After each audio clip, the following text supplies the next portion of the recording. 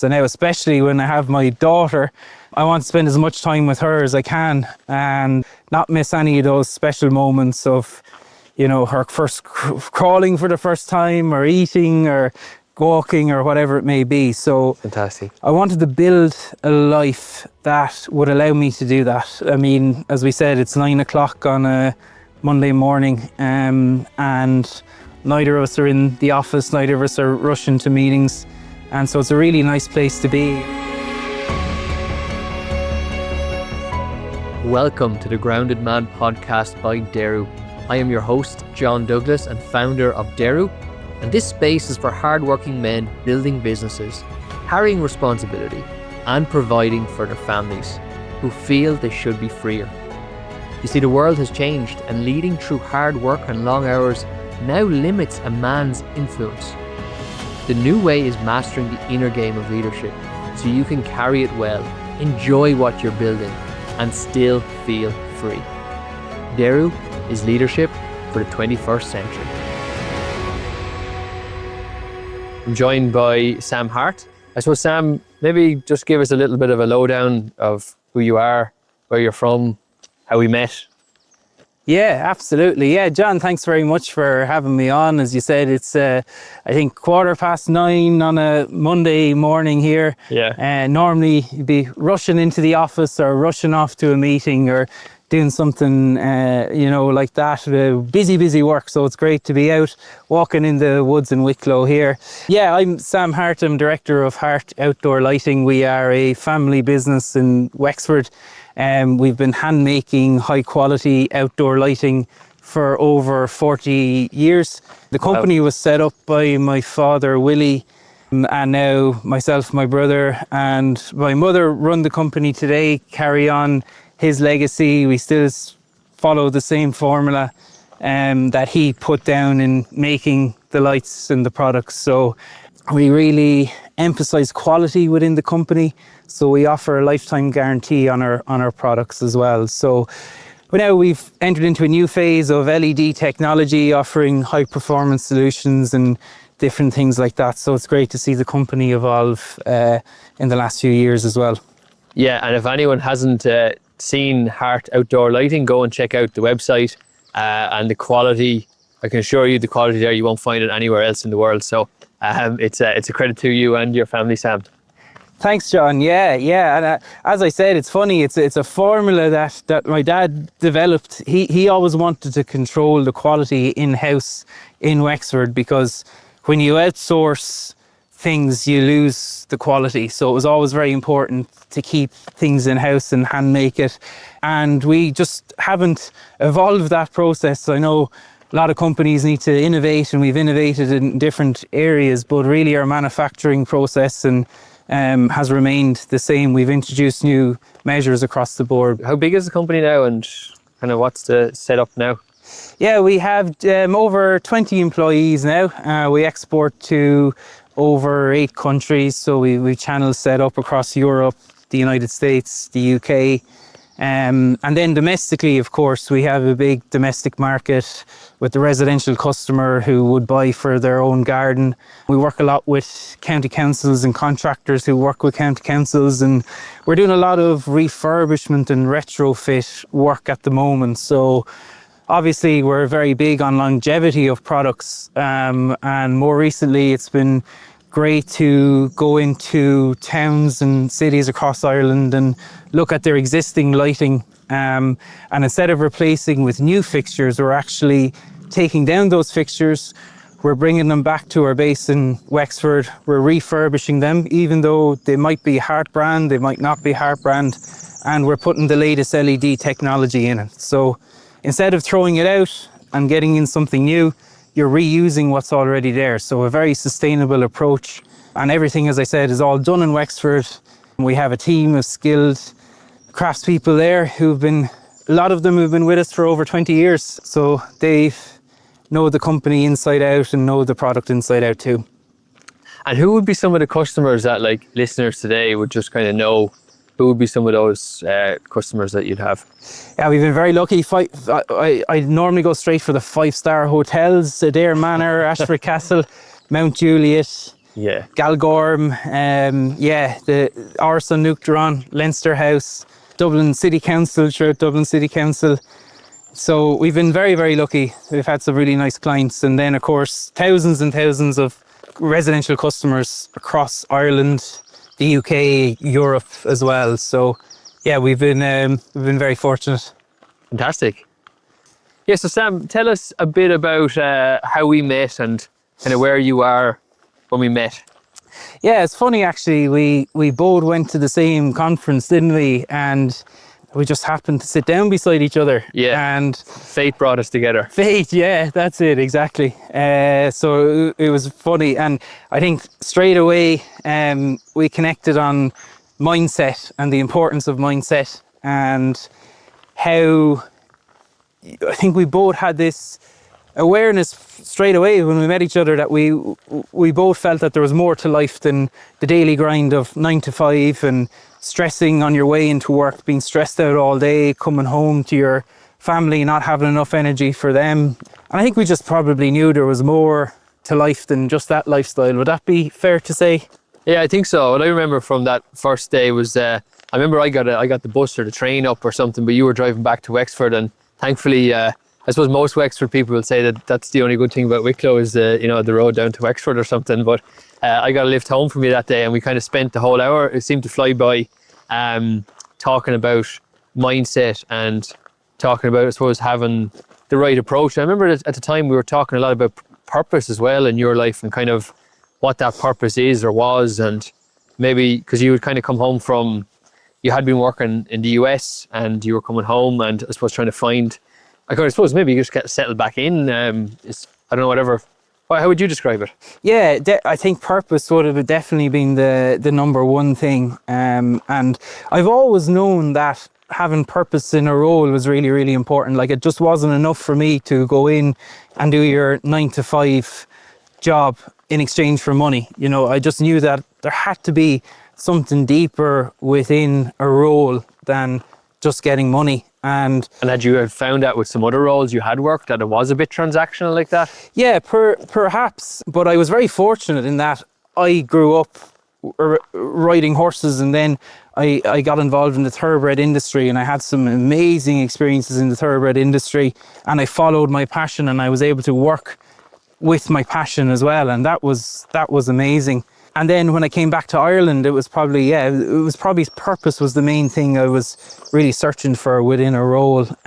So yeah, I think it was good to start working together and kind of going a little bit deeper. And I suppose I've always been someone who's been very curious about different things. I don't necessarily like to take them as they are. I like to go a little bit deeper, understand them a little bit better, instead of just maybe pushing through and getting on with it. I sort of ask why, and I'm quite curious, and at that point it was definitely purpose. So Sam, what was the curiosity that was driving you to kind of maybe think more about your life, think deeper? Yeah, I think in some of the harder times it opens up this space for more curiosity. Obviously, we're all faced with challenges in work and in business, and a lot of the times those challenges have just kind of made me work deeper on myself. I've gone looking for more and more answers instead of just accepting it and moving on. And I think it's a good mindset in that. One thing we always say is, who knows what's good and what's bad? Exactly. And I love that saying. I try to apply it as much as I can. Something happens in work and in business, who knows what's good and what's bad?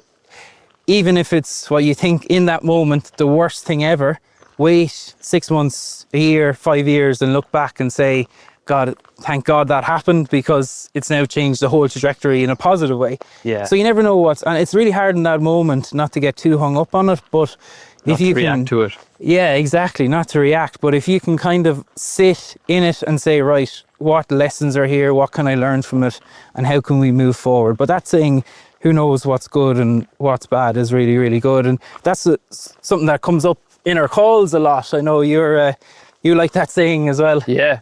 It's really about, I suppose you don't know in that moment where harder times or decisions are going to lead you. And if you can take that mindset and the approach of there's a learning in everything, no matter what the scenario is, Yeah. and move on from it, learn from it, but don't dwell on it because it's in the past. It's already happened. So the only thing ahead now is the future. I think that's obviously very wise. I think there's a lot of times when you're in that moment, it's very easy to look at the negative thing, to look at the problem, to look at the pain. And I suppose the more you look at that, especially if you've come from a lot of like hard work, grind it, and when those moments happen, you're kind of told to push harder, which maybe at sometimes it is the right decision, but maybe not always. And maybe sometimes you actually need to step back and say, well, is what I'm doing the right way of doing it? Because I think in those moments you kind of have two options. You either try and control more, and that's kind of what the ego will kind of guide you down, that it feels it needs to know everything, and it will almost trick us into telling us that it knows everything and it knows best, and so therefore it gets us to try and control the situation or to control it more. But the other option then is that you have that is probably less talked about because it's probably a little bit more less masculine in some ways, is the idea of trust and trusting the process, and that requires, I suppose, a degree of faith. And like that, like the Chinese farmer that we're saying, who knows what's good or what's bad, he was kind of trusting in something, greater than himself, that he didn't know where this was going. It could have turned out to be something very positive in the end, or it might have been turned out to be something very negative in the end. But ultimately, he wasn't trying to control something he couldn't control, which is probably the unfoldments of our lives. And I think that's, I don't know, I just wanted to add that kind of into it. I don't know if you have any comments on that. No, it makes sense. I think what you said there about doubling down, I think men in particular, I think something goes wrong, you double down and you push through instead of taking a step back. There's a lovely saying about meditation, a funny one. It's everyone should meditate for 30 minutes a day.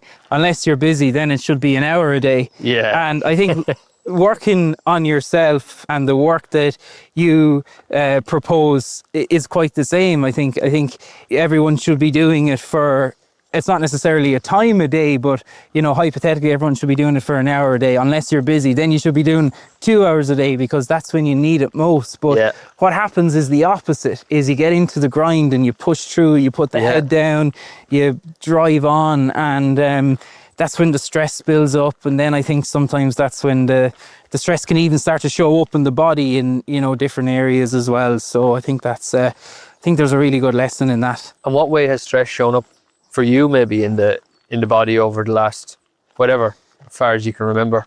Yeah, I think it definitely will come through, and it's still an area I'm probably not best to speak on it. I'm still only learning about it, but I think it'll definitely show up in tiredness, I think in low mood, and, not being totally there, not being totally present. I think when you have the awareness to realize that you're going to work every day switched off, you're kind of just in the car, you're not thinking about your surroundings, you're on robot mode. If you can catch yourself in that awareness, that's probably the time to do it now, before it kind of gets further down along the lines of burnout. But I definitely noticed myself when I can get my thoughts in a good place, emotionally in a good place, the rest of my life improves. You definitely attract what you put out. Where do you find your head being then if it's not present? You said is maybe it's kind of switched off, in terms of not to switch it off that we talk about going on holiday switched off, but maybe just not, you're kind of doing all the things, your body is moving to the places it needs to be, but like maybe your head is elsewhere. Like where can it be? Is it stuck in the future? Is it stuck in the past? Is it a mix of both? Is it in your own experience? Yeah, I think it's the thoughts. So it's definitely a mixture of the past and the future. And thoughts are a funny thing. Another saying, I'm saying a few sayings today, but another saying I really like is I am not my thoughts, I am the presence beneath my thoughts. And that alone, just saying I am not my thoughts, my thoughts don't define me, was kind of an eye-opening thing for me, kind of a light bulb moment, because I always knew I had thoughts in my head and I thought they were me and they defined me, but they don't necessarily at all, because you can also have 3 or 4 different thoughts at the one time. You can walk out of a meeting and go, I shouldn't have said that. And then another thought comes in and said, no, you did great. You should have said that. And then another thought comes in and says, well, you could have said it this way. So how can all of those thoughts be me? It just doesn't And you spend work. the next hour in your head seeing who's the winner, like, you know. Yeah, exactly. It's like you're contradicting yourself in your own head. Exactly. Yeah. So those thoughts Which kind of goes to show you the ridiculousness of our minds sometimes. Yeah, Like yeah. You know, you'd be kind of, you might define that in the past. It might have been defined that's the signs of a crazy person. Yeah. All of our minds do that. Yeah, exactly. Exactly. I know. And the thing is, we're listening to it then is maybe the worst. Well, like, which of those voices do you listen to? But then you ultimately probably take one on board, and then that sort of defines you. So I think, to go back to your question then, it's when I'm in that state, it's that probably that thoughts, it's the busyness, it's the mental chatter that's going on. And, you know, obviously the beauty of it is to find the present. Get in the present where you're not thinking about the past, not thinking about the future, and just be totally present in that moment. So The present is an interesting kind of idea. I use the word idea because, you know, if I said to you, I need you to go to your car, you'd know where your car is, and you'd be able to direct yourself there and go into it and drive wherever you need to get to. But if I said to you, like, Sam, be present, it's not like so easy just to be present, is it? it's definitely not, no. And I think there's a lot of things around, say, meditation as well. I think when people say be present, they imagine a monk, you know, levitating in far west Mongolia or wherever. But it's not necessarily that. I mean, you can find simple present moments in your everyday life, like rubbing your two fingertips together and just thinking and feeling about that. Does that just bring you into the present more? Yeah, Like, yeah, and just get you to focus on something exactly that you can actually feel right now. Exactly. And then Yeah. you're not thinking about the past, you're not thinking about the future, eating mindfully, actually tasting the ingredients in your food. Slowing down then a lot. Yeah, exactly. Yeah. So when the mind is racing, you need to actually slow down. Yeah. That's exactly. a good message, I think. Yeah. Yeah. So if things are going too quick and you feel like really busy and you don't have the time, you don't own your own headspace, you don't own your own energy, it's about actually, well, slow that down. And that's probably coming back to the guy that said about the meditation, that if you're busy, you need to do twice as much of it because you're the person that actually needs it. Yeah, exactly. Exactly. You know, or could benefit from it most. Yeah, exactly. Yeah. Exactly. So, I mean, what does the present moment mean for you, or to be present? Are we kind of aligned on that, or? Yeah, I think being present for me, I think I've found it easier as the more I talk about it with guys like yourself and other business owners that I work with, in terms of how much are you enjoying it? I think it's almost like a better indicator of it, or also about your level of freedom. How free do you feel? Free in terms of your energy is flowing well. Maybe you might describe it as a flow state. Free in terms of like your mind might try to race, but you're actually able to let go of a lot of the worries and let go of a lot of like the past failures that maybe keep coming back to haunt you. So you're not letting that stuff control how you think. And then free in terms of also your time, where you're getting to spend your time on things that you find a lot of meaning in and enjoy. So I think that whole enjoyment, freedom, and peace of mind, they're kind of like three words I would associate that if you're feeling more of those things and experiencing more of those things, you probably are more present. And so, yes, that's the way I look at it. I also see presence as in a different way, as a gateway to you as a person, because you know you can. We spoke about, you know, when things happen, you might double down, you might do more or work harder or work longer. And so a lot of the times we think that we're not working hard enough or we need to do more. Mm-hmm. And so we're counting the hours. But when you think about like what's built your business, what's built your career, what's built everything in your life, it's the parts of you that are you. It's like, it's your desires, it's your purpose, it's your strengths, it's your passions, maybe even your frustrations, your experiences, your wisdom. It's all that coming together that you can bring into your business, let's say, and let that create the most impact. Let that grow the business the best.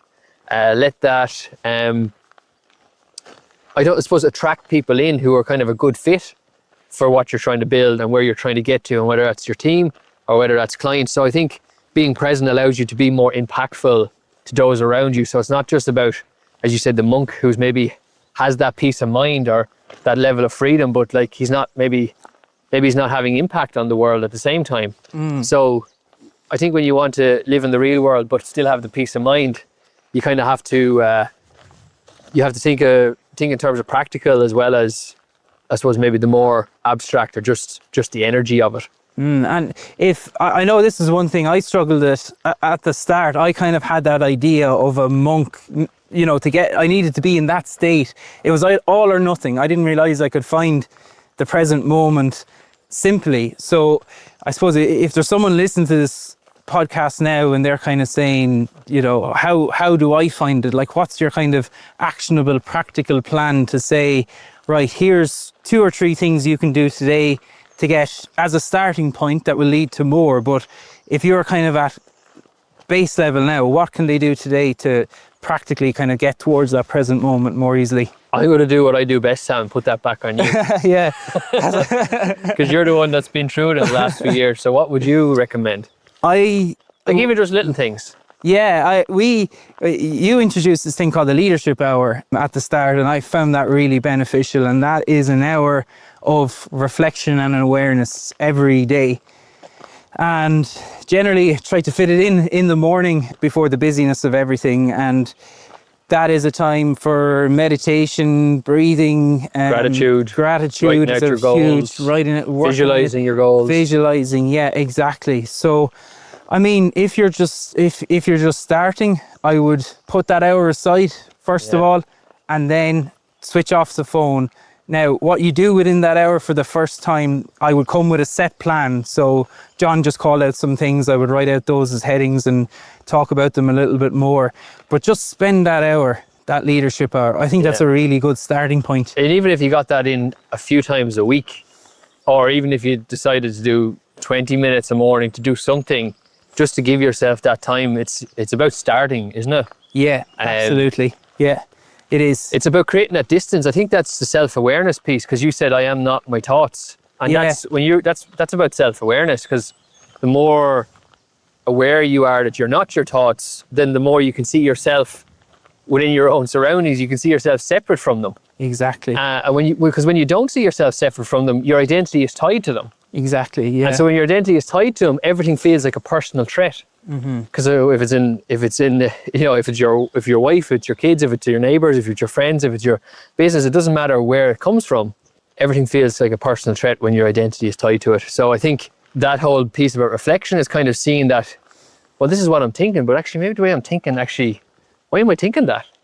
Exactly. Yeah. And sometimes even if none of those, you don't have those headings, say, to start with, even just writing, like what comes down onto the page. Like I find writing it out on the page and getting your thoughts on a page is a brilliant starting point, because right now what's annoying you, even, or what's frustrating you, or what's and just getting it out of the head is exactly. That's all you need is a pen and paper, and switch off the phone, close the door wherever you are.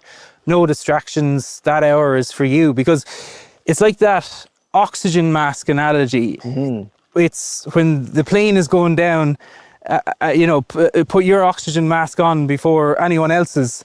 And it's kind of like that within a business as well. You know, you have to put your oxygen mask on first before thinking of other things. And I know that sounds selfish. I know that goes against probably everything that society says, or that men should do, or women should do, mothers should do. Exactly. But I think that's really important.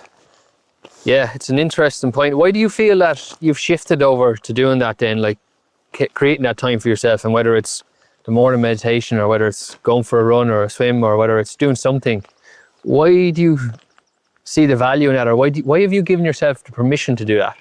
Well, it's the results, really. The more I put into myself, the better results, the better the outcome. It's like anything in life, really. It's the more you put in, the more you get out. So when you start seeing things change in a positive way, and also you can't control bad things happening or negative things happening. You can do all the meditation and everything, and things can still go wrong. But when they go wrong, you're in a much better state to deal with them. And I think that Okay. was really, really important. You know, it doesn't necessarily mean that you'll do all this amazing work and your life will be perfect. But again, when the things go wrong, then you go back to who knows what's good and what's bad. So Yeah, because I think there might be a thought that some of this kind of work or enjoying it more or releasing the pressure is escaping the responsibility. exactly, yeah. But would you agree with that? No, I mean, it's definitely not escaping the responsibility. I think it gives you it holds you accountable as well. And I think that's one great thing about the calls, part of your coaching program, is every week we have a morning call, and that accountability is so important as well. And that's holding yourself responsible to the work that you're doing. And I think that's a very important thing as well. Accountability. Yeah. So the idea that like you're trying to focus more, get your energy better so you can enjoy it more, you're kind of saying that's increasing your results. Because often I would find sometimes it's easier to say, well, if I just do a bit more, I might get better results. And that might be working on something, just the work that you have to do in the business. But like where you actually give yourself permission and prioritize some kind of self-development work, you're saying you're seeing good results from that because of that. Yeah, definitely. How do you link that up, Sam? Like, how have you seen that link up in your own experience? I put it down to energy. I think it's very simple. How energetic do I feel every day? I think that's so important. I think, of course, there's other things like, I don't know, whatever your goals may be, whether the material or more personable, but I just bring it back to a daily life. It's like when I wake up in the morning, am I more energetic than I was 5-6 years ago? Or am I more excited for life? And really, ultimately, that's the most important thing. My health in a good place? And this work just reinforces all of that and makes everything so much better. And how does that make a difference, though, when you're thinking about your thinking, your decisions, your actions, and then the results in the business? Like, because, there's probably maybe some people listening to this, it all sounds good in theory, but maybe it seems a bit of a luxury to kind of go and take that time to work on yourself. It's a nice to have. Is that the way you see it, or do you see it differently? Like, do you see it actually that it's more like a cornerstone of all the results? Like, how does it manifest as out, if you like? Yeah, I think it gave me, within a business point of view, I can kind of use that as an example.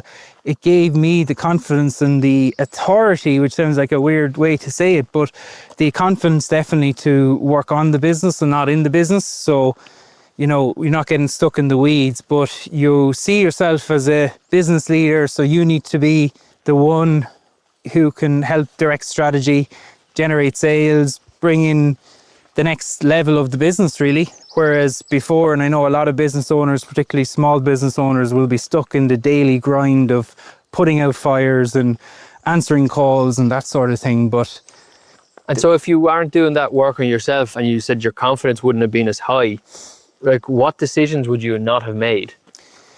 Yeah, I think when you're working in the business all the time, and it's funny, it's a bit like working on yourself, when you don't take a step back and sit down and become aware of and analyze and go through your learnings and so on and so forth, you can't really go further in the company. I mean, how does any company go from sort of, I don't know if you want to use employees or revenue, but 10 employees to 20 to 200? I mean, at the back of that all, there is a strategy in place somewhere. And there's a business leader within that organization thinking strategically, not on the shop floor or not on the retail floor, actually selling the goods, Yeah, or managing what has to happen this week. Yeah, exactly. Somebody thinking a bit more long term. Exactly. Yeah. Yeah, exactly. And it's funny because I think a lot of the difference between being a leader and being a manager is thinking. A leader will always think before they act, where the manager, and I'm just using this as kind of identity. The manager might be like the one who kind of keeps everything organized and going and planning week to week. But the leader is the one who's thinking, how do I need to strengthen the team? How can we bring in more clients next year? How can we raise our prices and still hold on to our current clients? Or how what partnerships, where are the opportunities, where are the partnerships I can build. So all of that is thinking.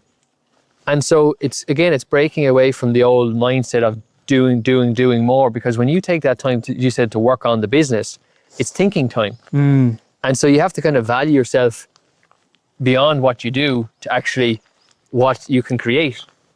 And I think you've linked up nicely there. Like somebody who's kind of willing to work on themselves is probably more willing to work on their business because they see the results of that, or maybe vice versa. Somebody who's working on the business probably sees, actually, maybe there's a benefit to working on myself in this as well, which I think links up nicely. And I think it filters down through, your senior managers. You can pull them in on the journey. And yeah, there's just an overall feeling, I think, if you can share some of that knowledge and some of that thinking. I mean, you want your senior managers to be thinking along your lines as well. You don't want them to necessarily be working in the business. So I think you're right. Once you can figure it out, then you can translate it. And then once you show up every day doing as you should be doing and as you want to be doing, then everyone will follow suit as well. So what's like 2 or 3 key things that have happened in your business over the last few years since you've started maybe thinking more for yourself and working on yourself and working on the business more as well? Yeah, well, I suppose... And it doesn't have to be like big, massive sales figures, and there might be there anyway, but more so, like I'm always looking at the cause and effect. And sometimes the effects of what we're doing today, we can't actually see it. And maybe it takes more than even 12 months to see it. It might take 5 years to see it. Yeah. So, but in terms of the cause of that, which is maybe what you said, getting the senior management team on the same page as you, or some of the, let's say the alignment in the organization or the cultural shifts in the organization, what's, even looking at that side of things rather than just the outcomes, what do you see in changes taking place? Yeah, we've made a lot of positive changes both on the production floor in terms of the hand making of the product. And one big area where we've invested a lot is lean management, which is a Japanese concept that basically came from Toyota being one of the biggest companies to adopt lean. And lean basically brings in this idea of standardization and high performance mindset within the company. So we evaluated the full company on the 8 wastes of lean, which is a really good exercise. And I'd advise anyone who has a business to look up the 8 wastes of lean and evaluate their company based in those 8 areas. Yeah.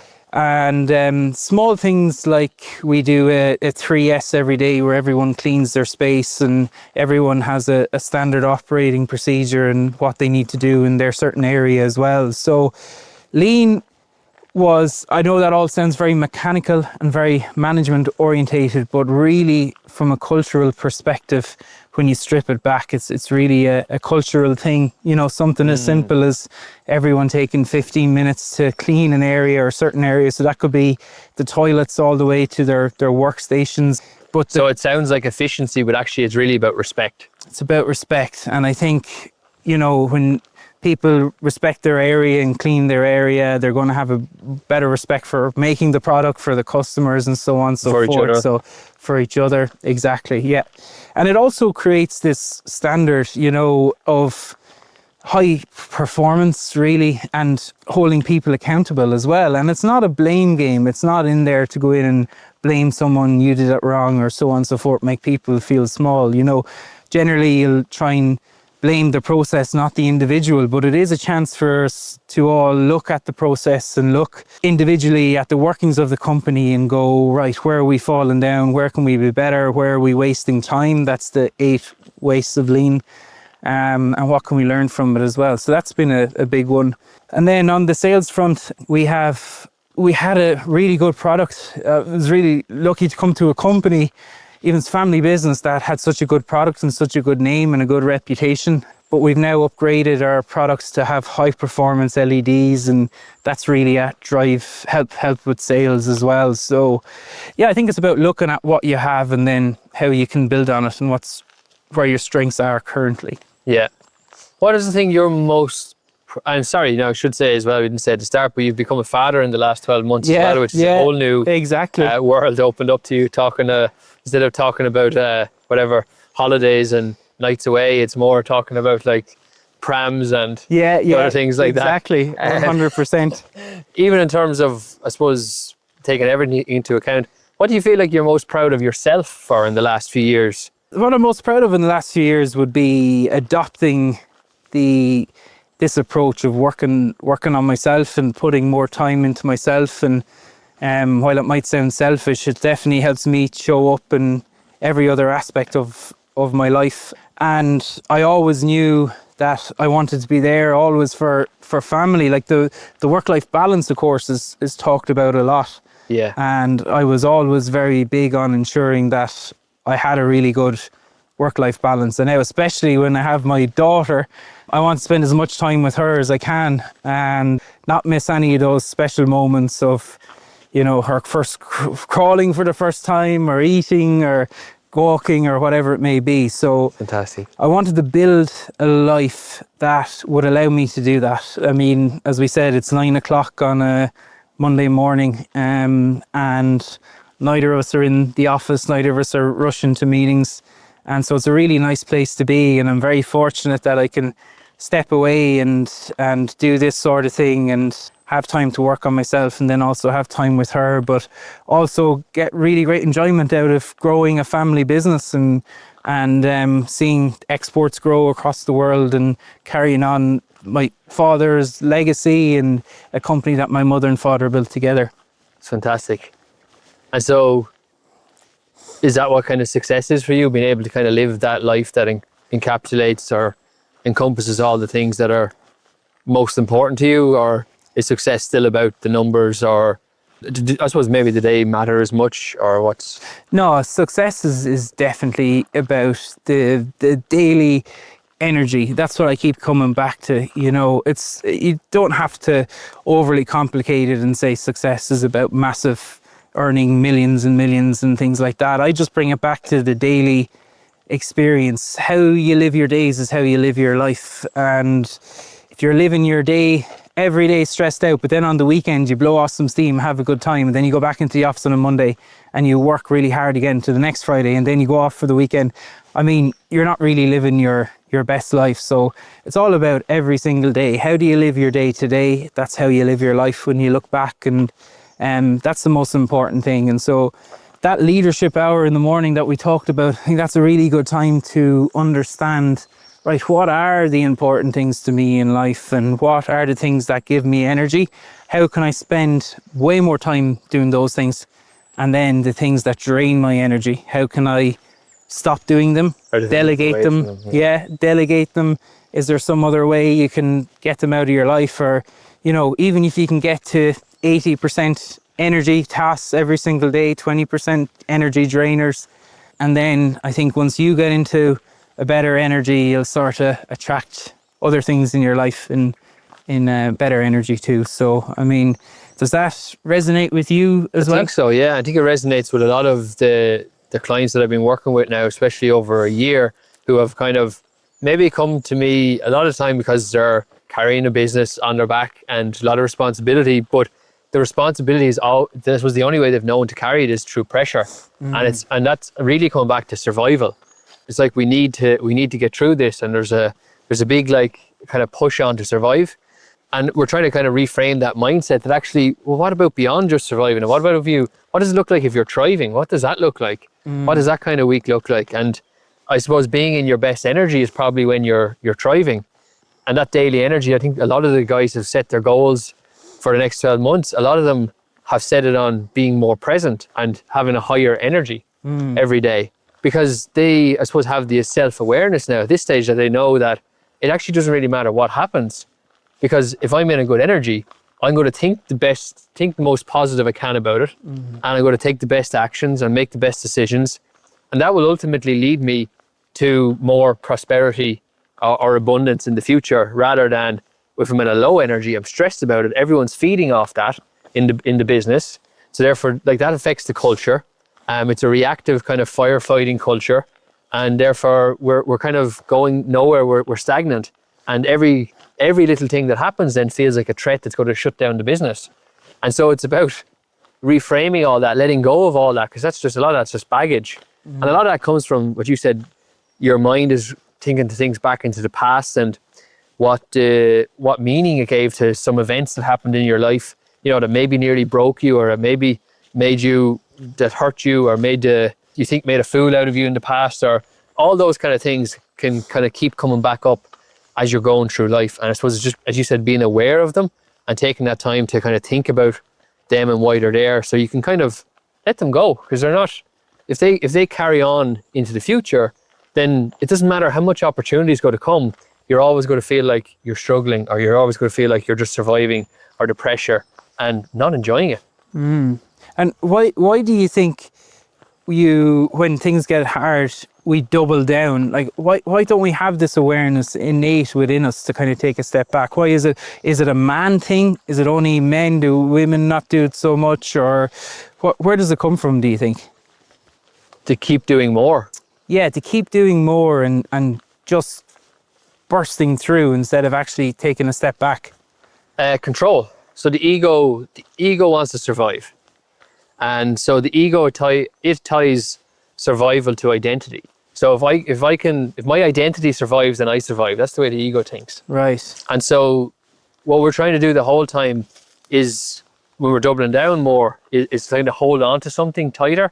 Do you know when you have there's like, you're negotiating a sale with, maybe it's a big contract, maybe it's your biggest contract ever for the business, and there's so much weight riding on it because this is the one that's going to take us to the next level. Yeah. And then it starts to go against you. Your whole mindset is kind of tied into the outcome. Mm-hmm. Like, if this goes through, we'll make it. If this doesn't, I'll fail. So your whole success and failure is based on an outcome. So you're trying to control something.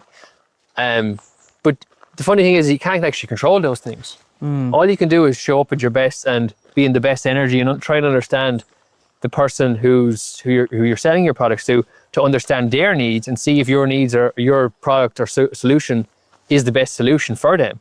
In that regard, you might try and ring them more, or you might try to give them more, you might underprice yourself to try and get it over the line. Mm-hmm. So it's all we're trying to do is survive, basically. So the ego's trying to survive, and it does it through that identity. And so it wants to protect that. So anything that looks like, that's going to make me look like a failure, that almost means like death to the ego. Mm-hmm. And so that's the whole idea of doubling down. Whereas you go beyond that and go back into, well, what's actually true for me inside? Well, the truth is, if this deal goes through or not, I'm still going to be here. Yeah. That's the actual truth. Yeah. My team is going to be here. Yes, it might be, like, the financial situation might be any better, but we're still going to be here. At worst, we'll still be surviving. But me getting hung up about it and putting extra pressure on myself to do more and control more isn't helping. For a lot of the cases, it's not helping. And so that's why I go back to the idea, the dynamic between control, which is a masculine kind of energy, not a man thing, masculine, which is different to man. And feminine, trust is more of a feminine energy. Again, not female, feminine. It's a different thing. It's nothing to do with gender. It's to do with kind of polarity of energy. Yeah. So that's why I think we're trained to do that, because we're in control is what you try and do when you're surviving. Because the more you can control, the better chances you have. Mm-hmm.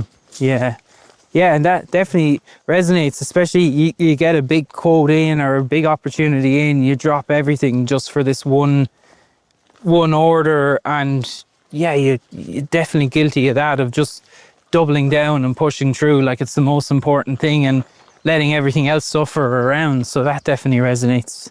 Yeah. So Sam, looking ahead to the future, what are you most excited about? I've loads of things to be excited about, which is great. Starting first with family life and my daughter, and watching her grow up and being so involved in it, of course, is amazing, with my wife and doing that all together. So first thing that came to mind is definitely family there. Then going deeper on this area of mindset, challenging myself, because it's when I start to hit a lull or hit a bit of a plateau, is when I start to get a little bit agitated and frustrated. So I have to keep going deeper and learning more, studying more. And I really enjoy it. I'm a curious person, as I said. It's, everyone has different things, what excites them. And this is it for me, and I know you feel the same way as well. And then the business, of course, there's so much to be excited about within the business. We're a growing company, carrying on the legacy, as I said, and it's really nice story for my parents and now doing it with my brother as well, and keeping the business going and not growing but thriving, for all the employees who've been with us for 20 plus years, and the community in Wexford. So yeah, there's an awful lot to be excited about, and definitely will continue on working on myself in all these areas too. Fantastic. Sam, how did you find the experience of kind of working on yourself with somebody, with a coach? Yeah, it's been great, and I've worked with a number of coaches. They've been fantastic. In business, it's strange, because when you say that, people probably cringe a little bit, and I probably cringed at the start to admit it as well.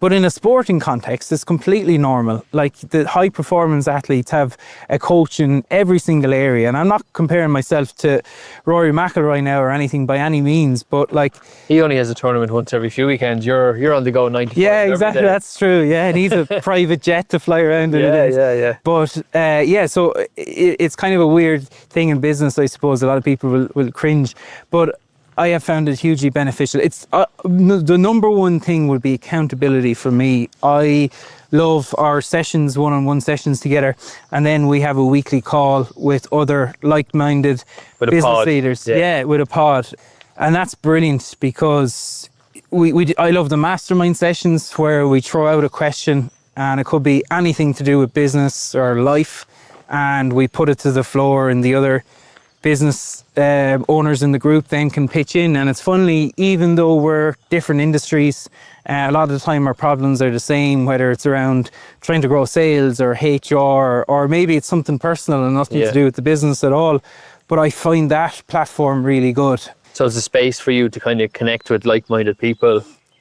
Definitely, yeah. And even the hikes have been fantastic as well. Getting out into nature, I think, is brilliant. I think when you're out of the office setting, it's so much easier to chat. Like, even this podcast, recording it in the woods, it's lovely to come outside and chat and not necessarily sit across a table.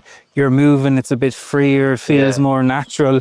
I always find that, you know, when you're not even sitting directly across from someone, it's better. Like, driving in a car, you have a great conversation sometimes than actually sitting across from a table. So getting out of your comfort zone and having a chat is brilliant. So yeah, but as I said, the coaching for me is accountability. I like to have a clear set of goals, to work on things that I need to improve, the awareness of them all, and then check back in a week's time. Well, how are we doing? What went right? What went wrong? And just like back to that athlete, as I said, you know, they're so caught up in their daily grind of practicing. If we use a golfer, practicing every day, getting to the next tournament, whatever they have, media, there's no one actually looking at them if they don't have a coach. And I think business owners are a bit the same. Yeah. They don't have. Especially when you're leading a group of people, like you're leading a team of whatever it is, 20, 30, 40, 50, 100 people, like, to not have somebody by your side. You know, if you think about some of the big emperors back in the day of the Roman empires, they all had a council of advisors, and they all had these people that were kind of mentoring them. Exactly. Yeah. Exactly. 100%. So what were you most surprised about our time together, working together, whether it's the one-to-one or the group or anything else? Maybe from either the process of it or what you got out of it. What was most surprising? I was so surprised how much I enjoyed it. It probably felt very much uncomfortable initially, especially talking like this now, or feeling like you're opening up a little bit, maybe, perhaps. But yeah, I was surprised how much I enjoyed it the deeper I got into it, how much of my life, how much of a part of my life it became from there, and actually led me to be curious in other areas and lead on to more things as well. So it doesn't feel heavy, it doesn't feel like a burden, you know, it never feels like, I don't know, homework or anything like that. You're not carrying a big bag, rucksack there? No, I'm not, definitely not. No, so there's no written homework or exams or anything like that. So No way. no, exactly. And then it just goes back to the results. Once you start to see the results, you start to feel it in yourself. You start to see your internal and your external environment improve for the better. How you're influencing it. How you're influencing it. I think you really start to go, I think you start to enjoy it more. Well, Sam, it's been a lovely morning with yourself, and it's been a lovely walk. We're blessed with the sunshine on our backs there for parts of it. So I'd like to wish you all the best as a father and a business owner in the future, and hopefully we'll continue to work together for more success. Definitely, John. Thank you very much. Thanks for having me on, and I look forward to working together. Take care. Thank you. Thank you for listening to this week's episode. The wisdom here doesn't come from me, it actually comes through me, from the men like you that I walk alongside. And if the conversation today landed and you would rather live it rather than just listen to it, I want to invite you to the Grounded Man Hike. It's a day in nature with a small group of founders and leaders, men who carry a lot and want to carry it lighter. And there's no slides or pitch or agenda, just honest conversation and open ground. The link is in the description below. Leave your details and I'll be back to you personally. Thanks for being here, and I'll see you next week.